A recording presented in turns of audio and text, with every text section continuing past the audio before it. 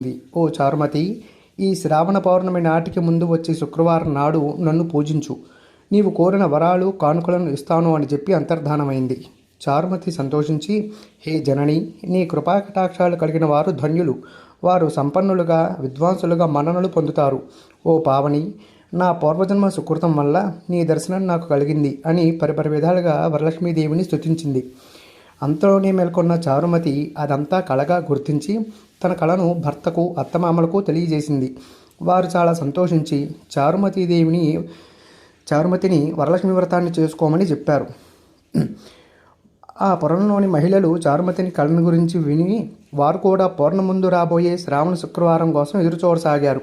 శ్రావణ శుక్రవారం రోజున పట్టణంలోని స్త్రీలందరూ కూడా ఉదయాన్నే లేచి తలారా స్నానం చేసి పట్టు వస్త్రాలు ధరించి చారుమతి గృహానికి చేరుకున్నారు.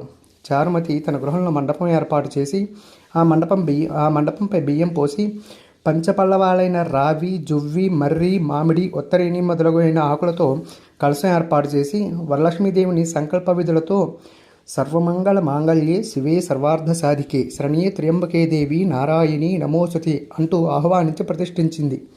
అమ్మవారిని షోడశోపచారాలతో పూజించి భక్ష్య భోజ్యాదులను నివేదించారు. 9 పోగుల తోరాన్ని చేతికి కట్టుకొని ప్రదక్షిణ నమస్కారాలు చేశారు. మొదటి ప్రదక్షిణ చేయగానే కాళి అందియాలు గల్లు గల్లున మోగాయి. రెండో ప్రదక్షిణ చేయగానే హస్తాలకు నవరత్న ఖచ్చిత కంకణ దగదగా మెరవసాగాయి.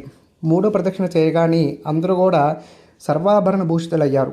వారు చేసిన వరలక్ష్మీ వ్రతం ఫలితంగా చారుమతి గృహంతో పాటు ఆ పట్టణంలో ఇతర స్త్రీల ఇల్లు కూడా ధనకనక వస్తువాహనాలతో నిండిపోయాయి. వారి ఇళ్ల నుంచి గజతరగరథ వాహనాలతో వచ్చి ఇళ్లకు తీసుకువెళ్లారు.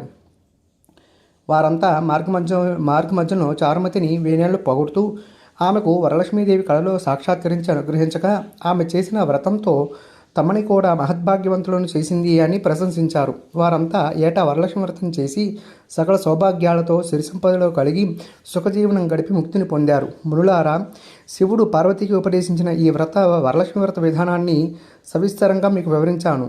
ఈ కథని విన్నా, ఈ వ్రతం చేసినప్పుడు చూసినా కూడా సకల సౌభాగ్యాలు, సిరి సంపదలు, ఆయురారోగ్యాలు, ఐశ్వర్యాలు సిద్ధిస్తాయి అని సూత మహాముని సౌనకాది మహర్షులకు చెప్పారు. ఈ కథ విని అక్షతలు శిరస్సుపై వేసుకోవాలి. ఆ తర్వాత మత్తైదువులకు తాంబూలాలు ఇవ్వాలి. అందరికీ తీర్థప్రసాదాలు ఇచ్చి పూజ చేసిన వారు కూడా వాటిని తీసుకోవాలి. అమ్మవారికి పెట్టిన నైవేద్యాన్ని వాళ్ళే ఆరగించాలి. రాత్రి ఉపవాసం ఉండి భక్తితో వేడుకుంటే వరాలందించే తరలి వరలక్ష్మీదేవి. హరి ఓం.